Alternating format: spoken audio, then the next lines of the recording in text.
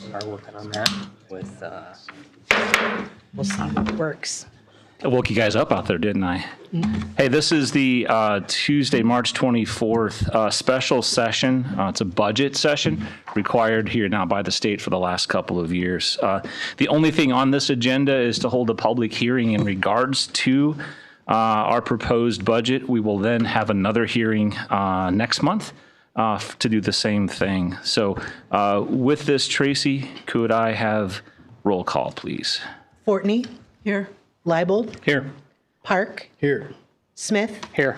Wason? Here. Thank you.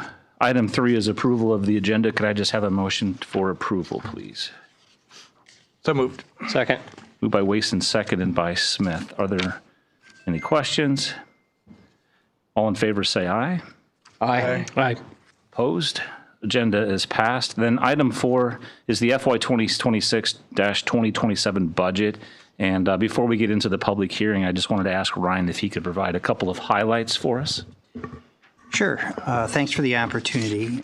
Your packet includes about 45 pages of budget documents. Most of that consists of our budget model and our capital improvements plan, which we've spent ample time on in January. So I don't plan to go through that page by page, but I do want to just talk about a few of the highlights that the FY27 budget will accomplish starting July 1. First, we continue to look at our staffing needs and consider our staffing needs. And this budget includes 2 full-time firefighters. This has been a goal of the City Council and of the fire chief and our team to continue to better staff that department. As you know, they have take a hybrid approach right now with volunteers, or what we call paid per call members, part-timers and full-timers. And so this budget is helping them move along with their staffing plan.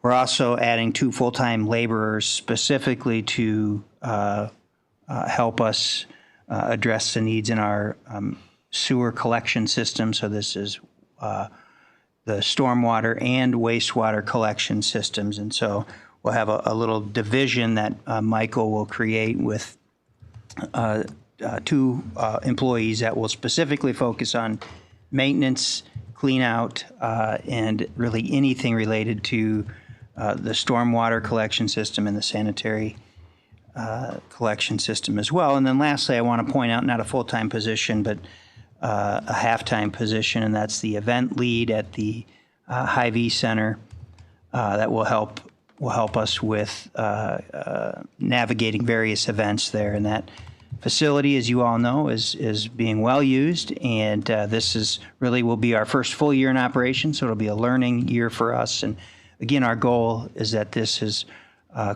close to a revenue neutral operational budget, but of course we're subsidizing it a bit this year and the short time we were open last year until we get our feet under ourselves at that facility. Moving on, then, of course, we have the local option sales tax revenue. This is a new revenue for us. We're anticipating in this FY27 budget about $2.8 million in revenue this fiscal year, which again will start July 1. So tax collection on that will start July 1. We'll probably see the first revenue roll in August or September. 90% of this revenue is currently slated for the fire station project. And then the other 10% will be looking for direction from the City Council as to how you want to allocate that in future years. And then I just want to touch base on a number of capital projects that will happen this year, and it's really an impressive list. And I think it goes to the quality of life that the City Council has been advocating for a long time. So we have and these are really what I would consider the larger projects. I'm not going to go through that whole list of all the equipment and some of the smaller issues, but excuse me, a couple of them that I did want to mention. One is the remodeling of the aquatic center locker rooms.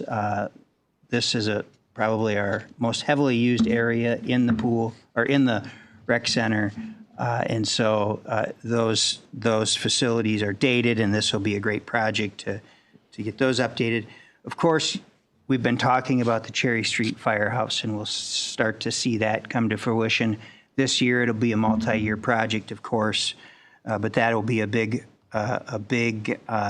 task that our team is excited to move forward. With that project, we also have the expansion of the parks and water maintenance shops. Again, these will help us temporarily locate the fire department while the fire station is demolished and the new firehouse is being constructed. East Forever Green Road is a project that is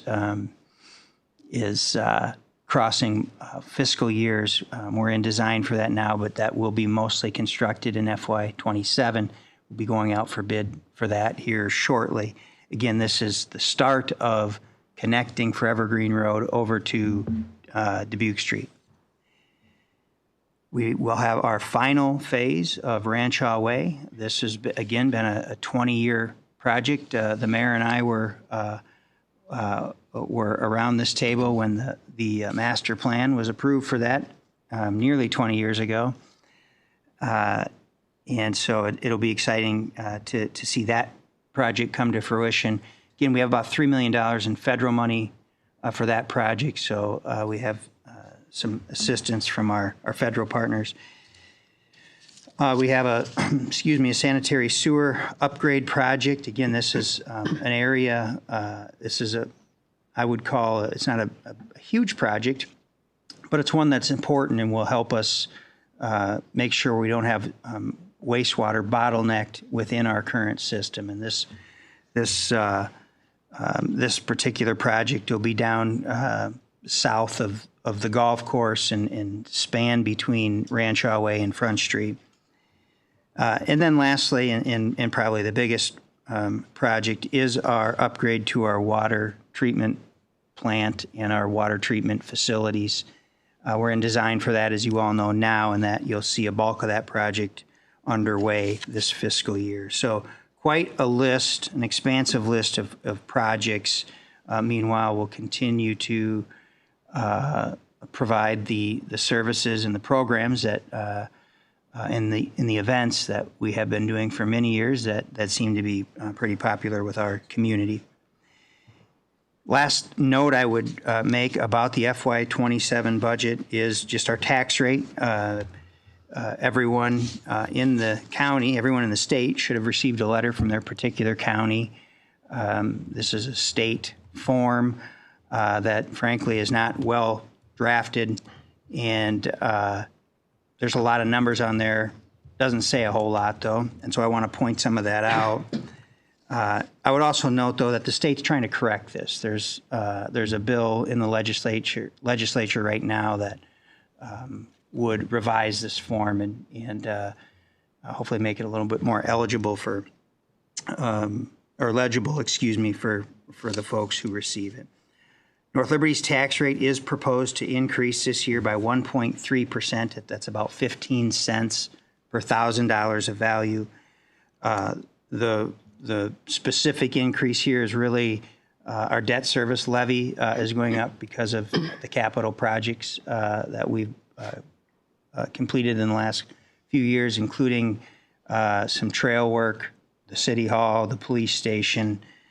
But our operational levy has remained steady for the last few years and will continue to remain steady this year. And even though that levy remains steady, we're still able to add people, for example, in the fire department to help provide those services.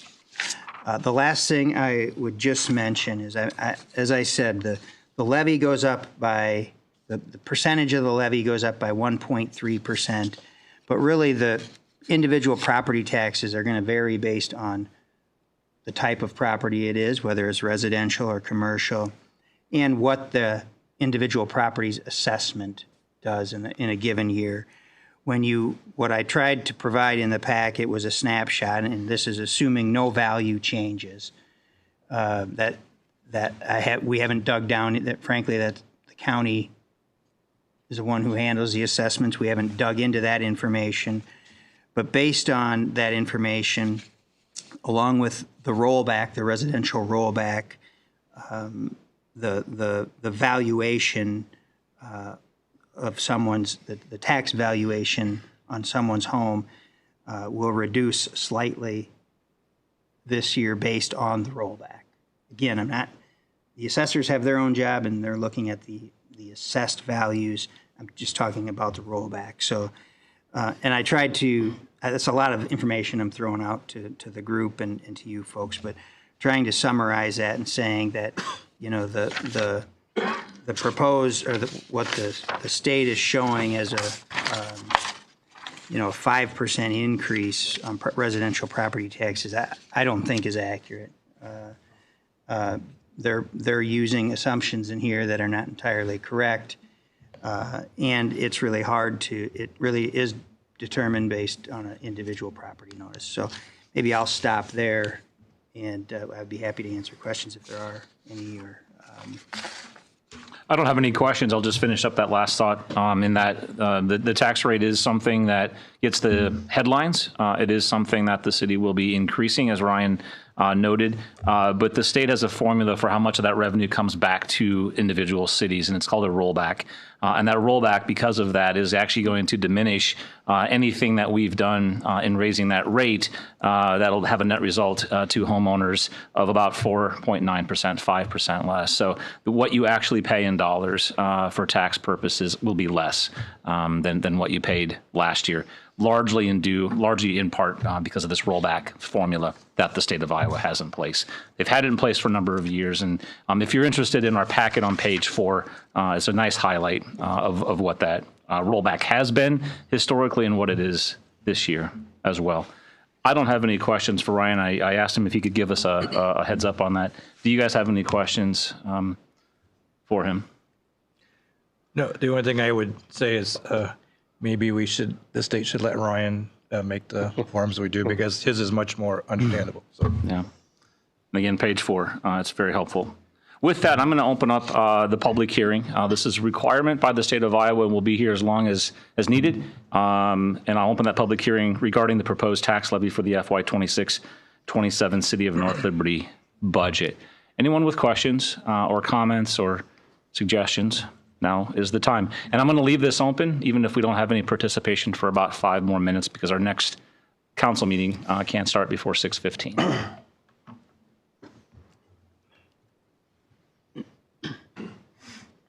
Scott Finlayson, Johnson County Treasurer. Just want to thank the Finance Department of North Liberty for all their hard work and all this stuff, and especially your city administrator. I know how hard they work getting these numbers together for you guys, including everything from residential, property tax figuring to, whatever you're working on as far as capital projects go. That's really hard work, a lot of heavy lifting. So just a special thanks to your finance department. Thank you.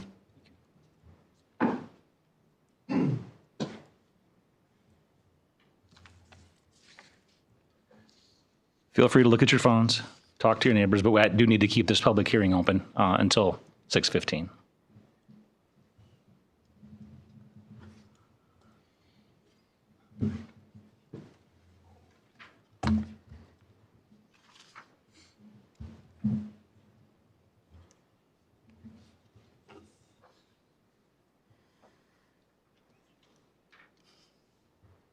Play a little elevator music. Girl from Ipanema.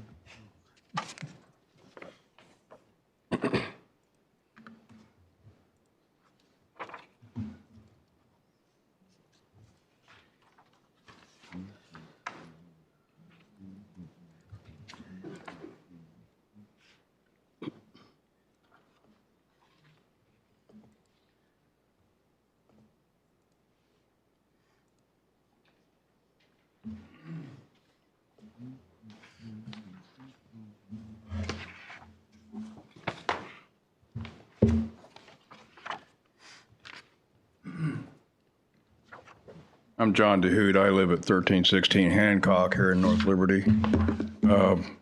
One comment I would have is it would be nice if the administrator had a microphone because I'm a little hard of hearing, so I didn't catch everything that he said. So just wanted a clarification on a couple things. Did you say that the increase would be 5%, but because of a rollback at the state level, it would actually be less next year? Is that correct? Yeah, there are two different things that are being referred to. The tax rate itself is going to go up by about 5% or so. As the net result to a homeowner, though, a taxpayer in the city, because of the rollback formula that the state of Iowa issues for everyone, the net effect is about a 5% decrease in how much property tax you'll pay this year on average. So it is going up. No, if I could, I don't mean to. It's okay. Go ahead. To jump in here, but the city's tax rate itself will go up by 1.3%. Apologies. That's 15 okay. cents. And so where does the other 3.7 come? That's why they're not the same numbers. It's like a car versus a truck. Yeah. So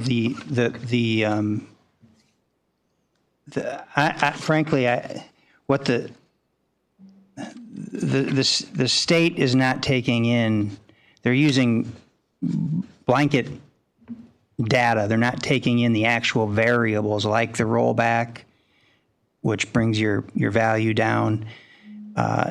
So that's why this form is so confusing and frustrating on probably everybody's end.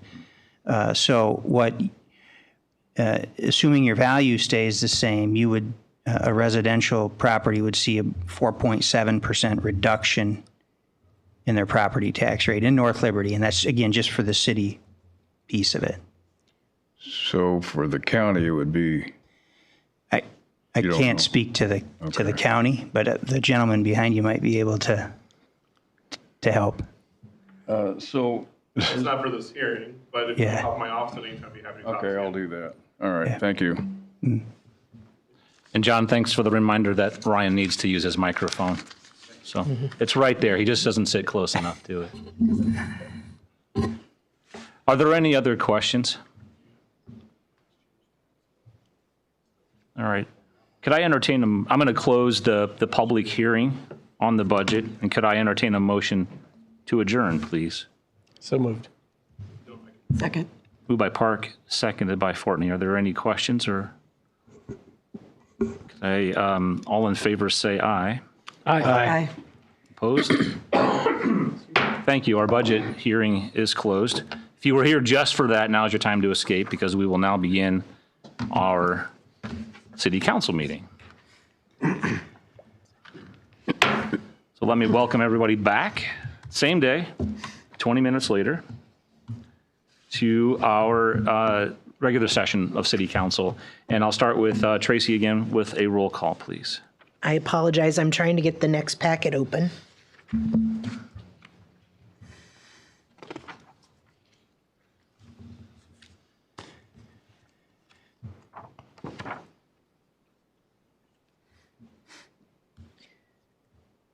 For those of you that don't know, we're dealing with the new software. It's fabulous. It's just not intuitive yet. In two packets, and it takes a minute to close one out and open the other. Yeah. So a roll call would be Fortney.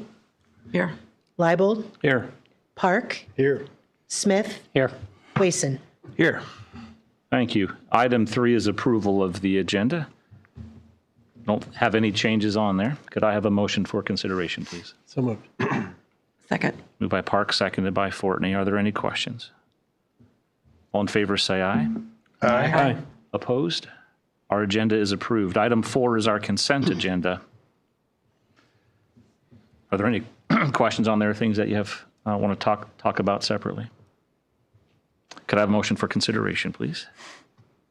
So moved. Second. Moved by Fortney, seconded by Smith. Are there any questions? All in favor, say aye. Aye. Opposed? Consent agenda carries. Item 5 is public comment. This is, again, an opportunity for anyone in the audience to provide comment to council on something that's not already identified in the agenda with public hearing attached to it. So I will open up public comment.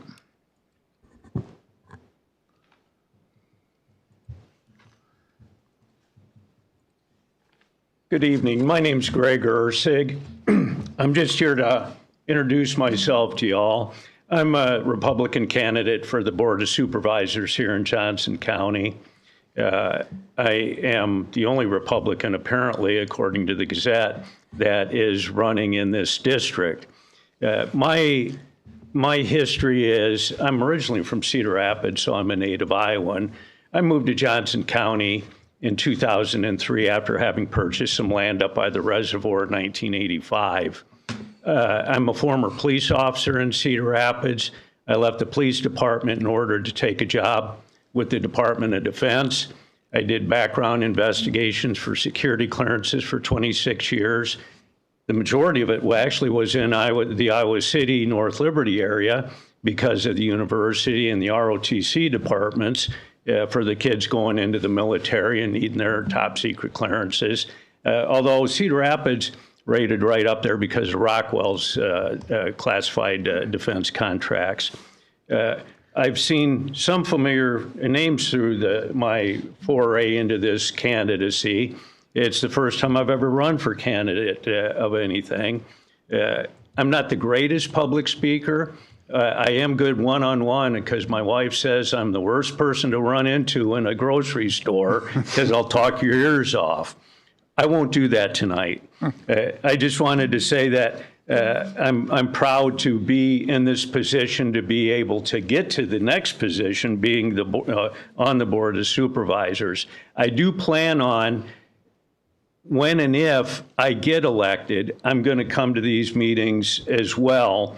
I don't know if the current Board of Supervisors ever come to these or not, but I plan on coming here. I've been to Shoeyville already to their council meetings, Swisher. I haven't made it to Oxford yet because, unfortunately, everybody has their meetings on the second Tuesday of the month, and I thank you for having one on the fourth Thursday of the month so that I can get in here to talk without having to wait another month or two in order to see everybody. But with that, I won't bother you anymore. I just wanted to say hi. I plan on being in here not only before the election, but after the election. Thank you. Thank you, Greg. Thanks. Nice to meet you. You too.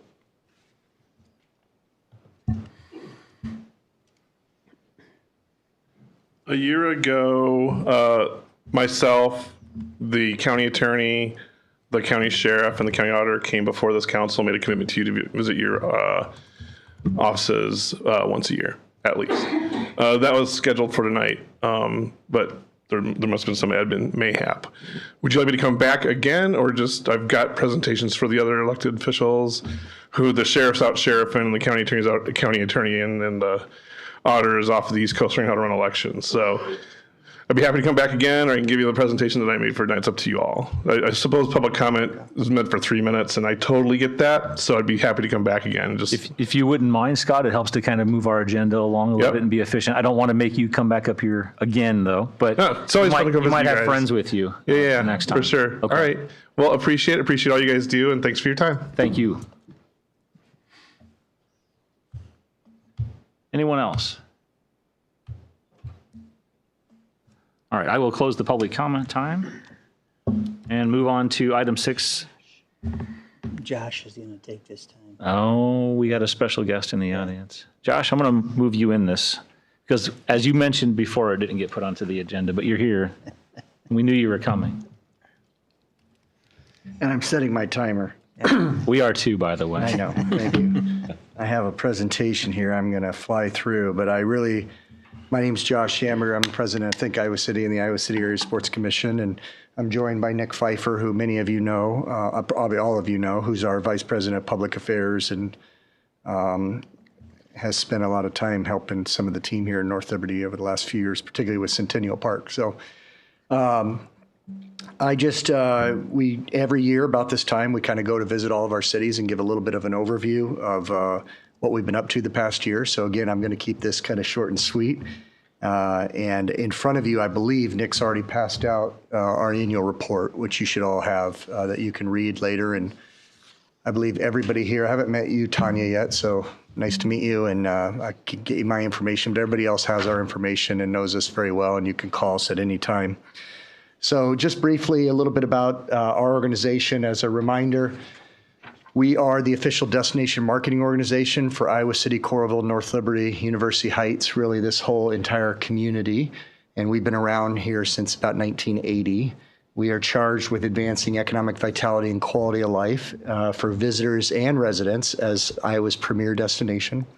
These are the market segments that we work and do our work, which is largely economic development, individual and group leisure, tourism, conferences and meetings, amateur sports, arts and culture, and certainly quality of life, as most recently recognized here in North Liberty, again, with the Centennial Park partnership that we assisted with, and we're happy to do so. We're governed by a board of directors. We're a private nonprofit organization who's largely funded from hotel motel tax, pass-through hotel motel tax, as is every one of our peers in the state and really around the country. So we're not funded by property taxes or anything like that, just pass-through taxes that are collected in hotel rooms. This is our board. Our current chair is Jake Moore, and Brent Smith here obviously ably serves and represents the city of North Liberty on our board. We do all of our work through three primary buckets: sales and marketing, placemaking, and intentional community engagement. Again, I'm going to fly through this, so I'll help you to visit with you later. But just to give you a little bit of an overview as to the scope and size of the type of business we interact with. Last year, we serviced, those are groups that were in town this past year, 67 different organizations that had over 93,000 visitors attached to those 67 groups. And while they were here, they spent just short of $19 million in our community. And we closed out 2025. So we have the servicing and we also have the sales. We closed out 2025 with really a record number of future business bookings. So we anticipate in the coming years, so just over 61 different conferences and meetings, 42 different sporting events and tournaments. All of those add up to just short of about 145,000 visitors, 41,000 room nights, and $38 million in future direct spending. We spend a lot of time in sales and marketing in the things that we're good at and we know to be good at. We are home to the largest collection of state tournaments in the state. We get a little criticized now for that, for being, why do we get all of the great state tournaments? It was recently announced that we'll be the new home for the Girls State Wrestling Dual Tournament, and that makes number 10. So we have 10 high school boys and girls state tournaments that we host. This picture below is obviously Girls State Volleyball. We also spend a lot of time with Bike Iowa City and that entire brand, which you're very familiar with. One of the big events from Bike Iowa City leaves every Wednesday night from Sugar Bottom Bikes right next door, and I participate in that regularly with their A, B, and C group rides. So we're very passionate about cycling and what it's done to this community, and both economically but also socially. We are certainly Wrestletown USA, and we continue to leverage that. We created that brand back about 15, 16 years ago, and now it's used pretty regularly. So whether it's the Girls State Tournament, Boys State Duels, the Dan Gable, which attracts 80 different high schools from 6 states, or national and international events like NCAA Women's Wrestling we held just a couple weeks ago, live on ESPN+.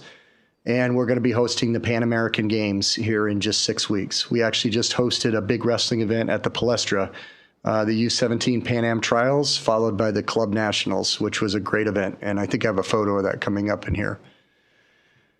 I'll skip through this one, but we're actually just notes that we're spending a lot of time pivoting to AI, just as everybody else is in the information economy, and making sure, and obviously the growth there is substantial. And so we're dedicated and focused on that transition, as is everybody else. Placemaking, just as we helped and supported the city of North Liberty with Centennial Park and the city of Coralville with Extreme Arena and the development of that area, this next couple of years, we've been spending a lot of time in the city of University Heights with a 36-acre multi-use trail plan for the piece of property just to their north and south of Carver Hawkeye Arena, there on the picture on the left. We're about to fund a master plan and feasibility study for what the next phase of the Johnson County Fairgrounds can do, that very underutilized property for economic development. And we're pretty intimately involved, as is Brent, who's been very engaged with the Burlington Street replacement study and making sure that as that moves forward, there are recreational opportunities tied to it for the river. I'm going to skip through this, but it's a little video that you can go read later called Blend that we just 2 weeks ago won a pretty significant state tourism award at the annual conference in Des Moines by the economic development director and her team. But it's essentially a video series we started that highlights some of the culinary riches here in North Liberty, Coralville, and actually this most recent one was on Solon. Oh, skip that. Intentional community engagement is really our third bucket. There still continues to be not enough local understanding or awareness of what we do. We're trying to change that. 15 years or so ago, we didn't really care what anybody, if they knew what we did, other than you all who were passing through hotel motel tax. That was really the wrong way to look at things. The more and more we have been intentionally engaged in the community, the more opportunities we've realized and continue to realize. These are a lot of different examples. We were the initial funding mechanism for the African Folk Art Festival that happened in downtown Iowa City. They just celebrated their second year. And all of these other activities that we continue to fund or source, including many in North Liberty with Jillian and Nick and their team. We spend a lot of time, obviously, in arts, and we are the sponsor of Free Week, something we're hoping to expand beyond downtown Iowa City into Coralville and North Liberty in coming years, which basically for an entire week of February, all the events at venues are free programming in order to further engage.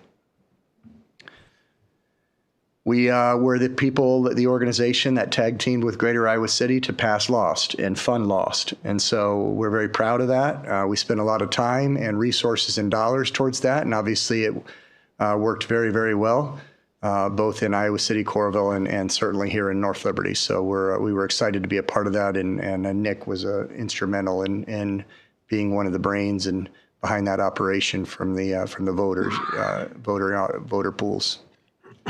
There's a little picture of the event we just did with USA Wrestling in the Palestra, just down the street. But these are the last couple slides, and then I'll end, and I'm 2 minutes to get a schedule here, bud. So last year, just to give you some scope as to what visitors contribute, we saw just over $715 million that were spent in Johnson County from people that don't reside in Johnson County, but just over $100 million in local and state taxes, and locally, it contributed $6.5 million in local hotel motel tax revenue. North Liberty needs a couple more hotels. You only have one, so you're a small sliver of that, but hopefully in the coming years, there'll be a couple other hotels. For every $1 of the 25%, that is all the cities collect, 25% goes to fund our organization. The other 25% goes into other tourism quality of life initiatives. We brought a return of $18.60 to the community, so pretty healthy return, and that's just from our booked conferences and meetings and sales efforts. This is a historical last 10 years as to hotel motel tax collections. Again, you guys are very small there. You're the green at the bottom, so you could see Coralville is blue, Iowa City is black, and then the other city that also has one hotel is University Heights. And they collect about $450,000 to $500,000 a year in hotel motel tax compared to your one hotel, and that really is location and brand. Sleep in suites right on the interstate versus the Courtyard by Marriott across the street from Kinnick Stadium and the hospitals. So what's next? And then I'll kind of wrap up. I'm happy to answer a couple questions. These are some of the bigger events that are happening in the next couple months. Again, we're hosting the Pan American Championships. It is a major, major event. We will welcome 31 countries from North, South, and Central America. We're working very hard right now, and obviously, as you can imagine, running up against a lot of obstacles with visas and such. But we're confident we'll get through that, and we'll be excited to roll out the red carpet in early May for all of these nations who will come here for the better part of a week. We also booked the Savannah Bananas. I'm sure you've heard of that. Those ticket lottery announcements will come at the end of the month. They fully expect to sell out Kinnick Stadium for 2 consecutive days, and they will. We were the second to only Boise State in the nation for ticket requests. There were 440,000 tickets requested to come watch the Savannah Bananas in Kinnick Stadium. And then it's not just sports. These are some major events that are happening in the conferences and meetings market. This is the National Criminal Defense College League, which will headquarter here in June and will bring 4,000 hotel room nights over the better part of 2 weeks. And then in July, we will welcome the Catholic Daughters of America, another 3,500 hotel room night business. So in just those 2 months, about 7,500 to 8,000 hotel rooms will be booked all over the community for these conferences. And there's quite a few more. These are just two of the highlights that I picked out over the next 90 to 120 days. Thanks for all your support. I know North Liberty in the grand scheme of thing is a small, but we're super excited and happy and honored to continue to represent North Liberty equally to that of Coralville and Iowa City. And Brent can attest that he keeps us honest in those meetings when we talk community, that North Liberty is in there as well. We got you in the palestra. You got me in the palestra. We needed it. Well, thanks for treating us equally. I can't make promises, but I think we can get you a hotel sometime here in the next couple of years. Right. Thank you very much. Have any questions for Josh? Thank you both for coming up here tonight. And you bet. Are you biking home now then, or? We're going to Coralville because we booked, Nick double booked us tonight. Okay. All right. So I understand. we're heading down south. I understand. Thank you, guys. Thank you.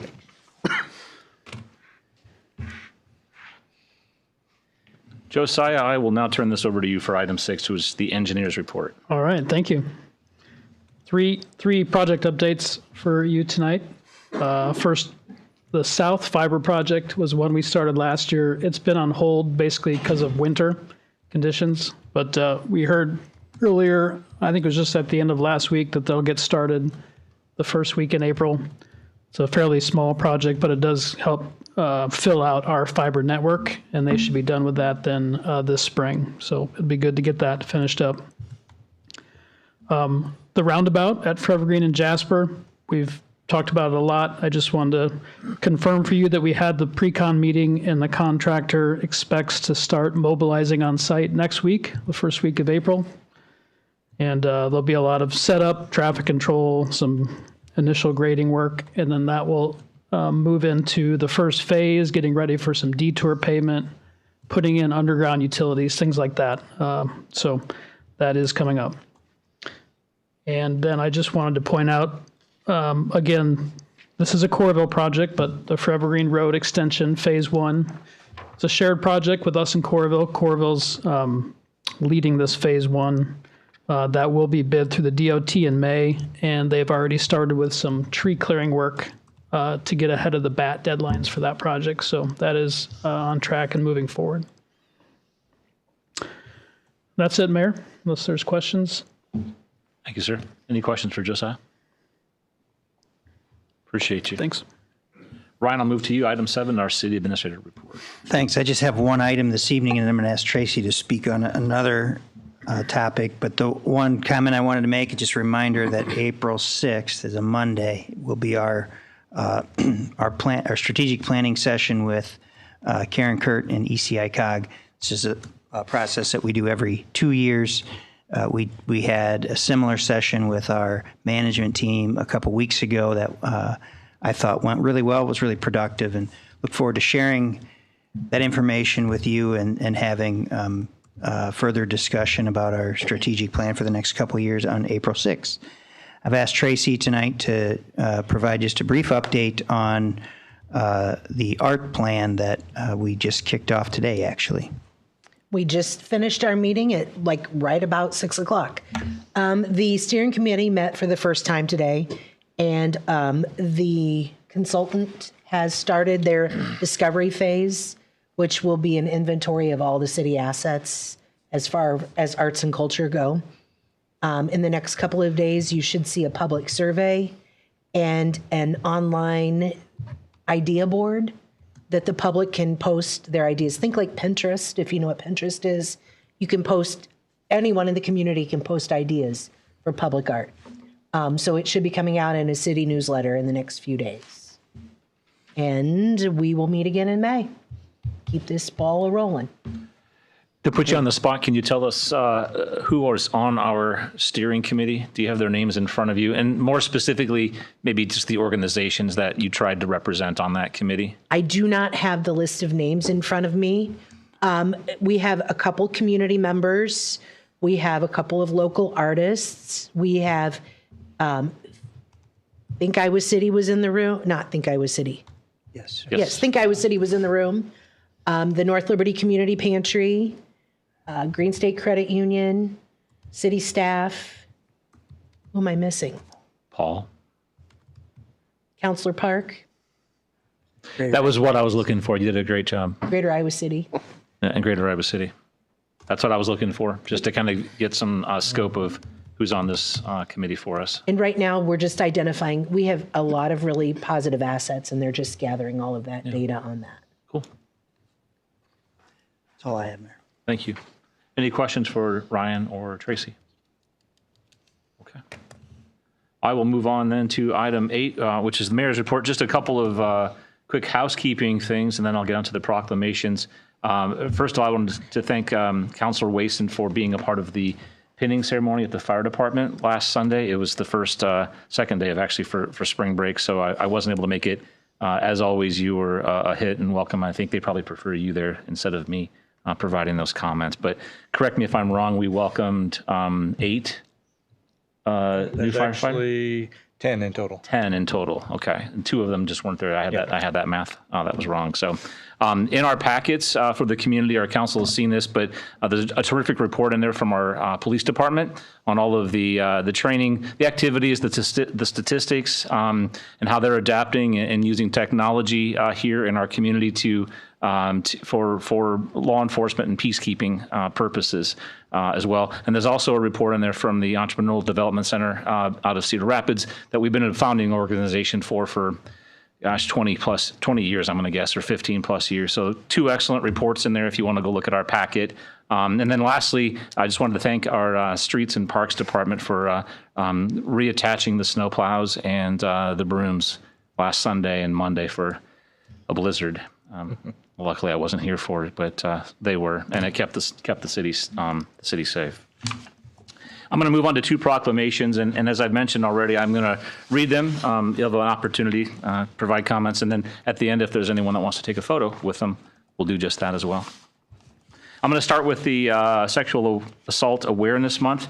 Whereas sexual abuse, sexual violence, and stalking affect anyone, including children, causing long-term physical, psychological, and emotional harm. And whereas every 68 seconds, an American is sexually assaulted, and every 9 minutes, that victim is a child. And whereas approximately 70% of people affected by rape or sexual assault experience moderate to severe distress, a larger percentage than for any other violent crime. And whereas sexual violence in rural communities exists as a hidden, silent, and often unrecognized crime that is often underreported, it's widespread and affects every community member. And whereas through the inspiration, courage, and resilience of people affected by sexual violence, our communities are learning to better respond to the life-changing impact of sexual violence on individuals through systems and in the community. And whereas DVIP and RVAP have worked to end violence and abuse for more than 45 years through collaborative partnerships of staff, volunteers, local municipalities, criminal justice, health and human services, faith communities, business leaders, and private citizens. And whereas our community's achievements should be commended, and we must continue our commitment to respect and support those affected by sexual violence and to prevent future violence in our community.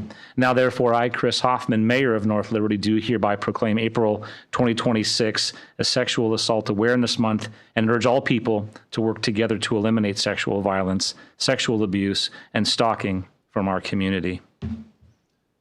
Dee, I'll welcome you up for your thoughts.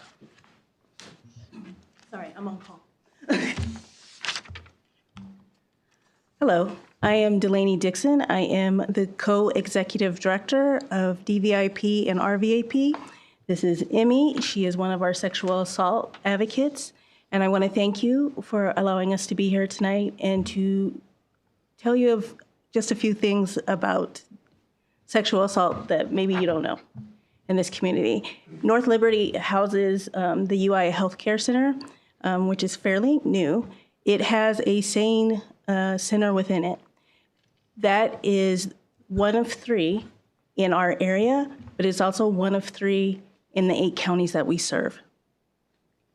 Let that sink in.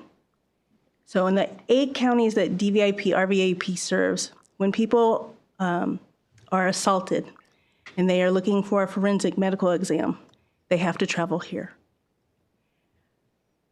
Many of our advocates are on the road. It can take up to 2 to 4 hours to do that travel, in addition to the time it takes for a forensic medical exam. With North Liberty allowing seeing exams and encouraging the hospital and supporting it and being here, you have created another resource for sexual assault victims, a much needed resource. DVIP and RVAP, we respond to calls 24 hours a day, 7 days a week, 365 days a year. I spend most of my Christmases in our emergency shelter facility. I would love to say that phone doesn't ring, but it rings often. We have responded to 178 SANEs since we took over. DVIP and RVAP transitioned together, with 74 of those being assisted, but 104 being completed. This is important work, but it's hard work to think about. We appreciate that this community takes the time to think about those who don't have a voice and who may still be in shame. The more work that we do together, the more that we show support for victims of domestic violence and sexual assault, the more they can operate and seek help and not be shamed, and we can hold offenders accountable, because offenders depend on our silence. They depend on us to be uncomfortable and not talk about it. So once again, thank you for your time and your energies. We appreciate you. Appreciate you. Thank you. Mm-hmm.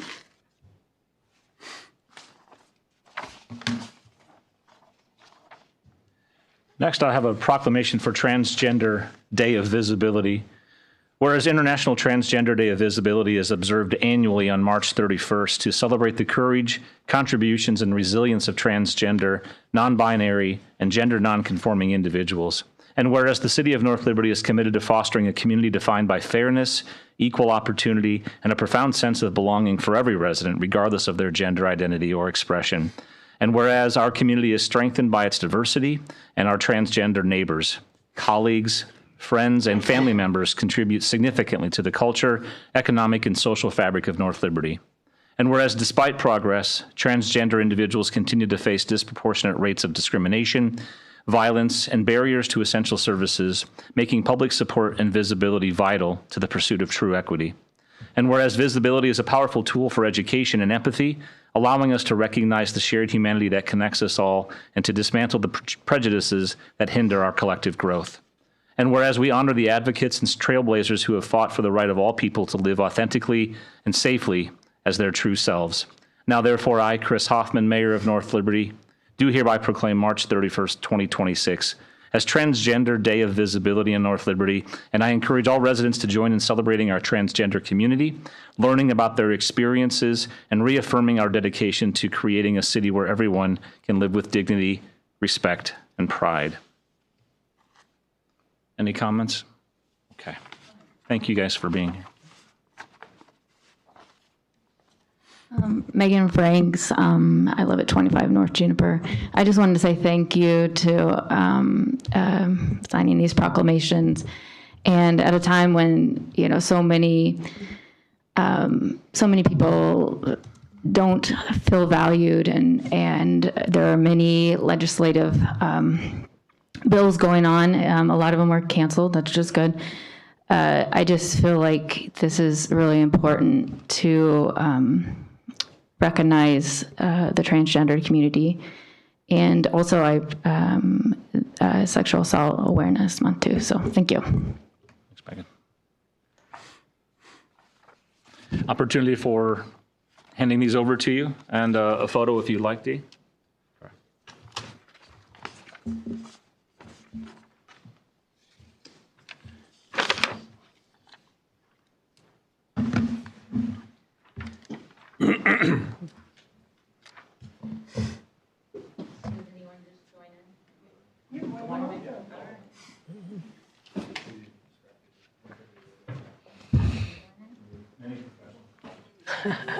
Oh, You got it? Yeah. I don't want to take the. I just want to feel support.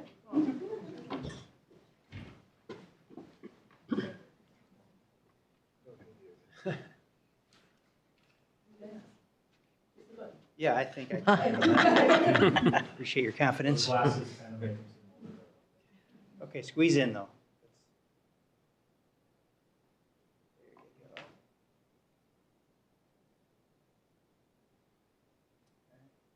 We're good.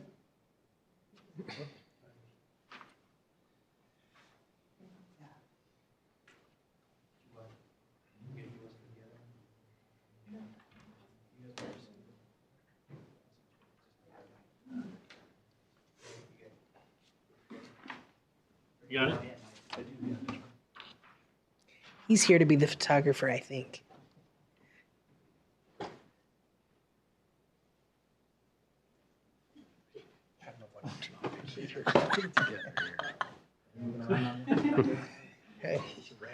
Yeah.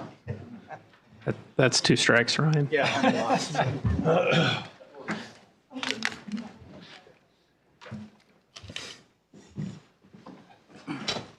see no one stop me. So just let me keep I figured you knew what you were doing.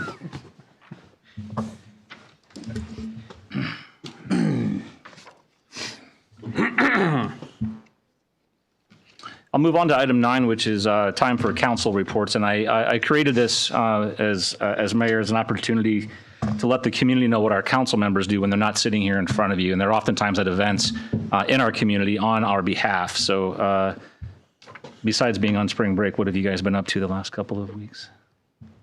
Saving lives in Arizona. Brian? Working. You were working. Yep. So a couple things.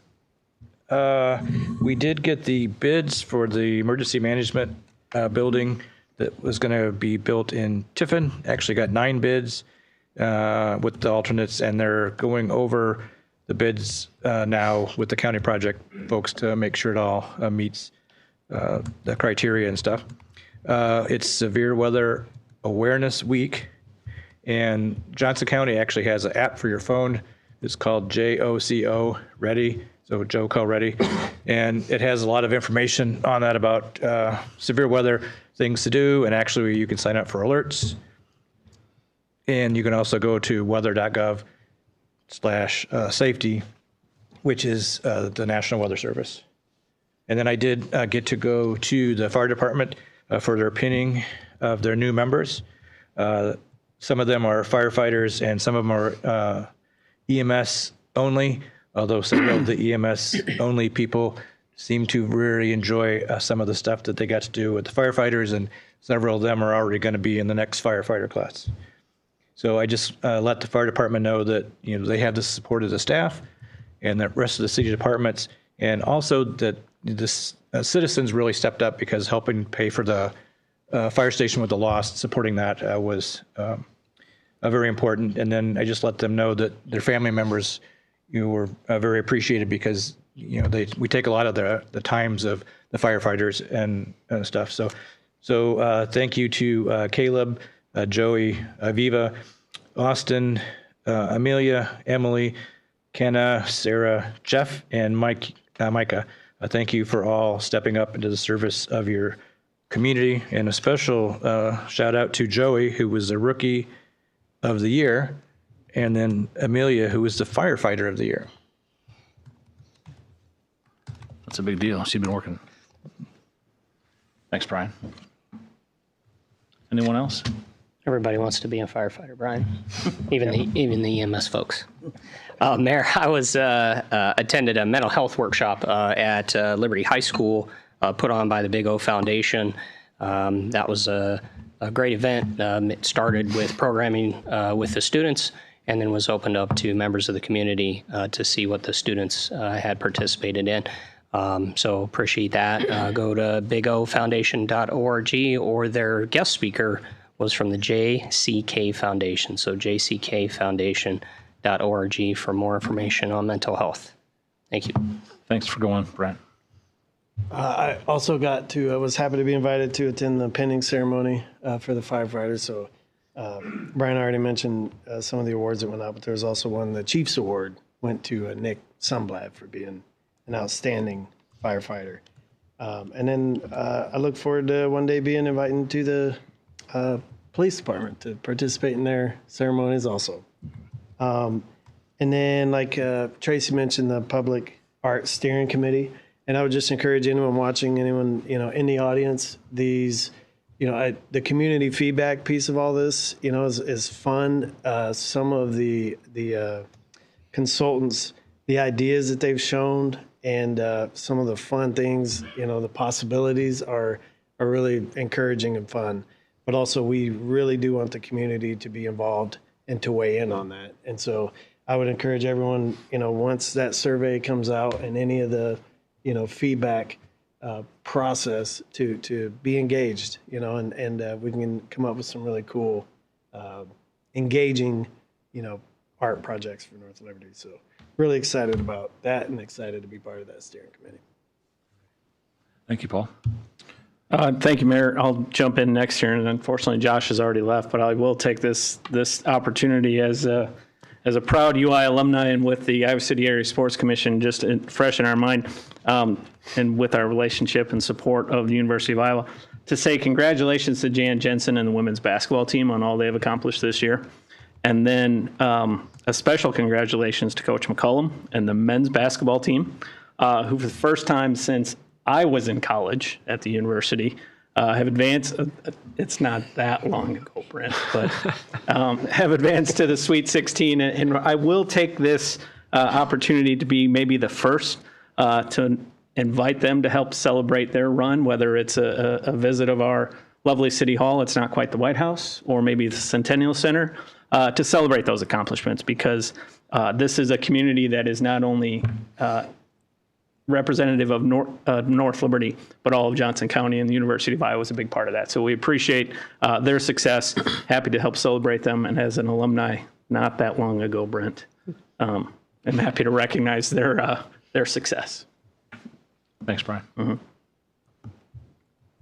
I'd just like to say I was unable to attend the badge ceremony for the fire department, but I wanted to do a shout out and congratulations to all those members. It's really exciting to see the people coming, the young people are to participate and become a part of our emergency service area. Also wanted to encourage residents to participate in the art planning project. I'm really excited to see what comes of it. And yeah, just want to see how that works. So thank you. Awesome. Thanks, Tanya. I forgot one thing. The Optimus Club breakfast happened also. Great turnout. Are they doing that again next month? Or should we stop announcing that? Yeah, there was a good turnout. I heard it was a good turnout. It was awesome. And they do great work. So. It was an inside joke. Maybe nobody else got it. Sadly. We'll move on to item 10, which is our Urban Central District TIF. And item A is public hearing regarding proposed addition to the North Liberty Urban Renewal Area. I'll open this up now as an opportunity for anyone in the audience wishing to provide comment for this TIF district. Seeing none, I'll close the public hearing and move to item B, which is our first consideration of ordinance number 2026-05. This is an ordinance providing for the division of taxes levied on taxable property in the April 2025 addition to the North Liberty Urban Renewal Area pursuant to section 403.19 of the Code of Iowa. Could I first get a motion for consideration, and then I'll ask Ryan just to give us a quick update on this. So moved. Second. Moved by Fortney, seconded by Wason. Ryan, I'll turn it over to you for a moment. Sure, thank you. This is really the last step in the process with UCD in terms of formulating the TIF district and ultimately the forgivable loan.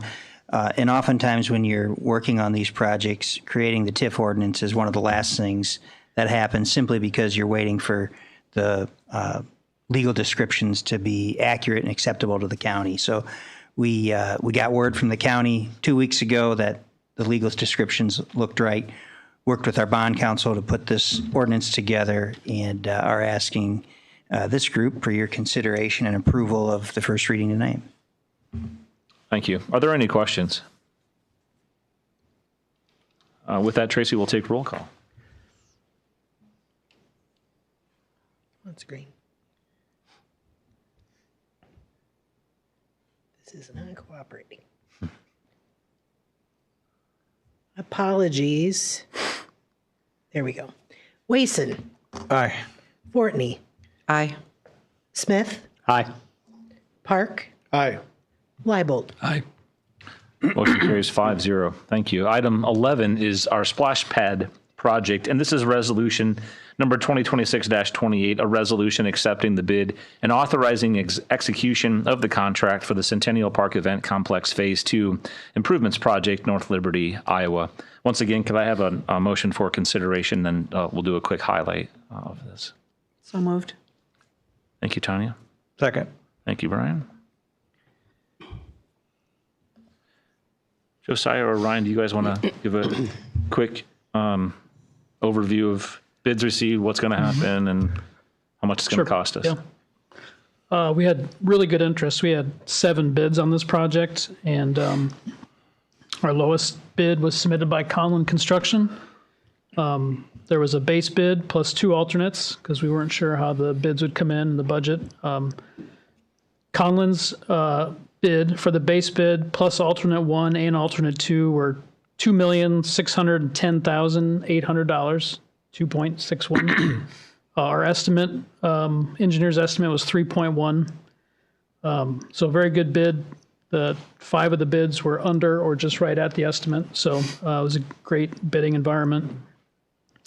We talked to a number of people in our organization who worked with Conlin. We have experience with them on projects. Did some background search. They got a number of projects that involve either splash pad or aquatic centers or work in the Coralville, Iowa City area. So they were responsive. They met all the bid requirements and are capable of doing the job. So our recommendation is that we award the project to Conlin for both the base bid and the alternate bid 1 and alternate bid 2. Thank you. Are there any questions?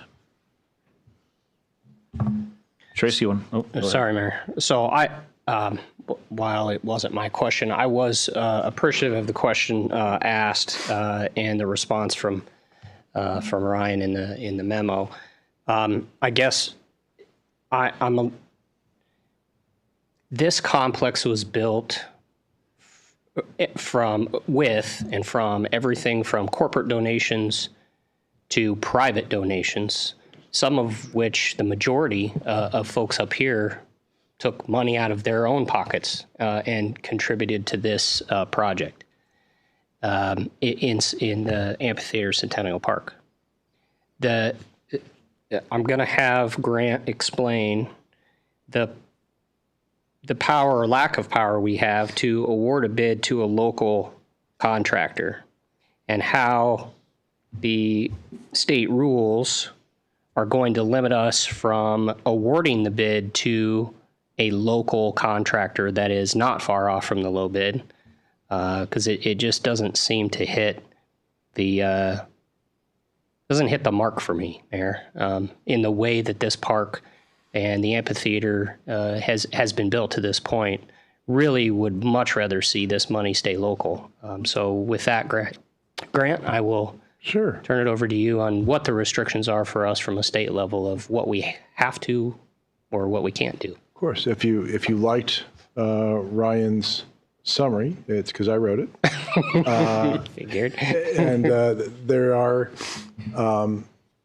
the language that I would highlight, and I think that made it into the packet, is that Chapter 26 governs public improvement projects, and so and public bidding.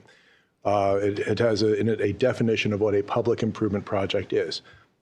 Suffice to say, this is in it. If there is something that's going to be used for the public, for the benefit of the public, and the city or the government entity, whichever it is, has control over what it looks like, how the work's going to be done, where it is, and so on, and has a single dollar in it, which we do, of taxpayer money, if there's any taxpayer money at all, then the purpose of this state law is to make sure that we honor the taxpayers' money by paying the bottom dollar we can for every project. And so we are compelled, as Josiah mentioned, the lowest responsible bidder. And responsive just means we asked for bids on A, B, and C. Did you provide answers to those questions? And I believe all seven of our folks were responsive.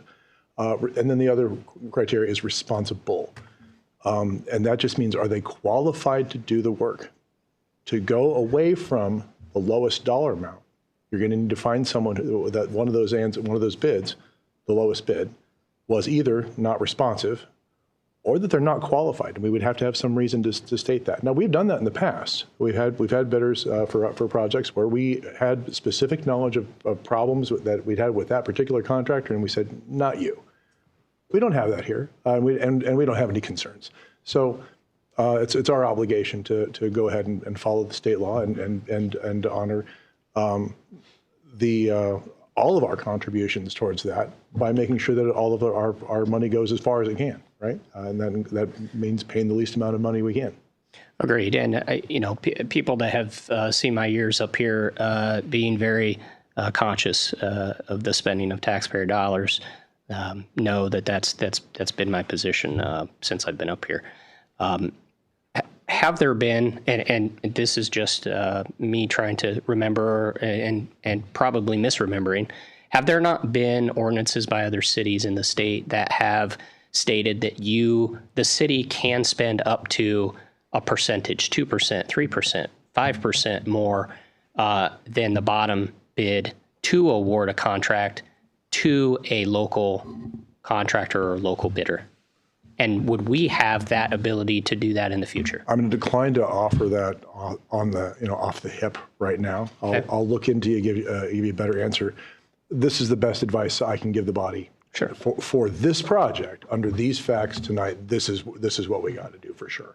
Understood. And there have been, and courts are reluctant to disturb what some additional findings, but you got to be real careful about how that's done, and that has happened in bigger cities. I know. I think Cedar Rapids has done it, for example. But there are a lot of strings attached to that. Sure. That don't attain here to the best of my knowledge. But I'll find out. I'll dig in and get you a better answer.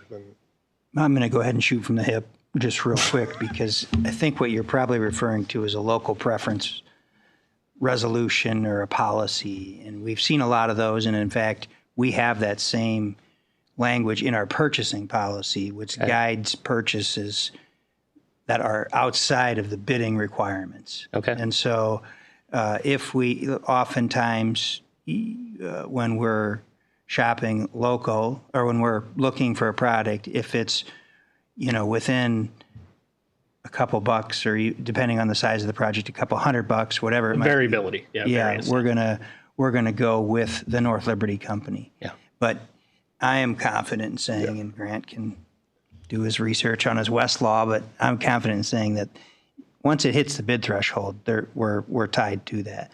Now, and I don't want to get too deep into this, but we've talked about the construction manager at risk method of constructing, and that's actually the process we're going to be using for the fire station.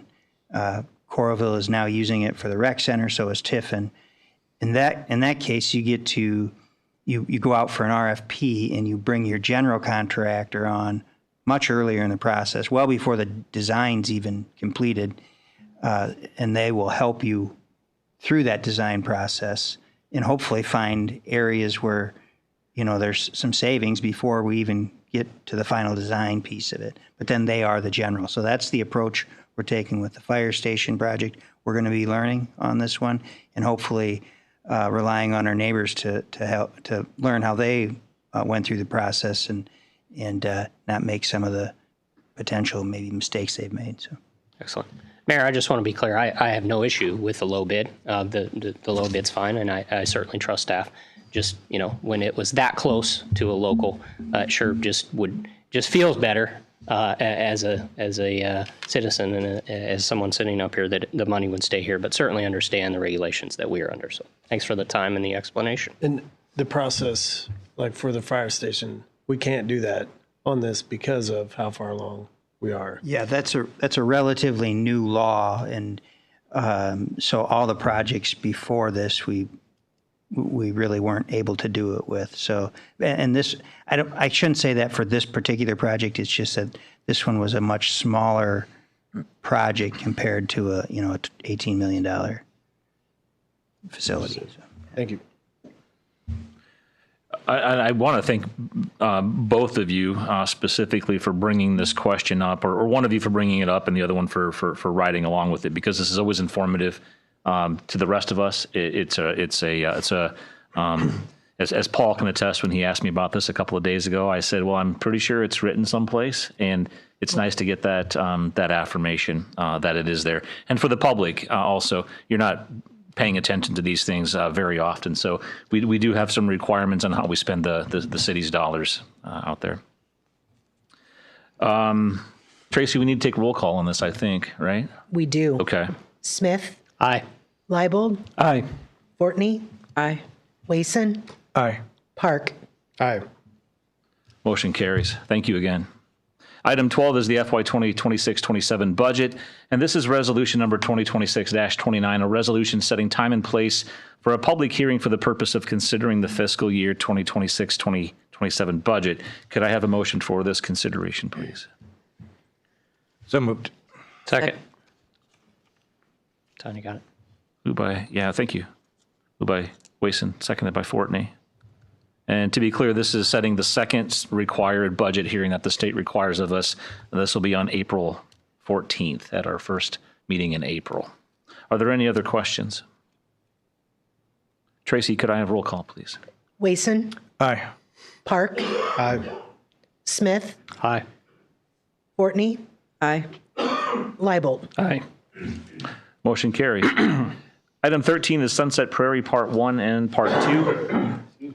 Item A is resolution number 2026-30, a resolution approving the developer's agreement for Sunset Prairie Part 1 subdivision, North Liberty, Iowa. Could I have a motion for consideration, please? So moved. Second. Moved by Park, seconded by Leibold. This is one of four in a row, but you guys have any questions on a developer's agreement? Tracy, could we have roll call, please? Smith. Aye. Leibold. Aye. Wason. Aye. Fortney. Aye. Park. Aye. Motion carries 5-0. Item 13B is resolution number 2026-31. This is a resolution approving the developer's agreement for Sunset Prairie Part 2 subdivision, North Liberty, Iowa. Could I have a motion for consideration, please? So moved. Second. Moved by Fortney, seconded by Leibold. Any questions? Tracy? Smith. Aye. Park. Aye. Fortney. Aye. Wason. Aye.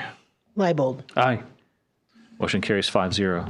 Item 14 is Greenbelt Trail Part 7 and Part 8. These are also developers agreement. Resolution number 2026-32 is a resolution approving the developers agreement and stormwater maintenance facilities agreement for Greenbelt Trail Part 7, North Liberty, Iowa. Could I have a motion for consideration, please? So moved. Second. Moved by Smith, seconded by Fortney. Are there any questions? Tracy, could we have roll call, please? Fortney. Aye. Wason. Aye. Park. Aye. Leibold. Aye. Smith. Aye. Motion carries 5-0. And item 14B is resolution number 2026-33, a resolution approving the developer's agreement and stormwater maintenance facilities agreement for Greenbelt Trail, Part 8, North Liberty, Iowa. Could I have a motion for consideration, please? So moved. Second. Moved by Fortney, seconded by Wason. Are there any questions? Tracy, roll call one more time, please. Park. Aye. Leibold. Aye. Wason. Aye. Smith. Aye. Fortney. Aye. Motion carries 5-0. Item 15, old business. Anything out there to Oh, just one quick question. I forgot to ask. Splash pad completion date. Let's see. The date of substantial completion is April of next year. Just in time. Yep. Just in time for the next season, yep. Anything else? Item 16 is new business. You have something on your mind, don't you? It's not worthy. Okay. I'm going to move on to motion to adjourn then before it comes back. So moved. You, Brian. Thank you, Brian. Second. Appreciate you, Brent. Any questions? All in favor say aye. Aye. Opposed?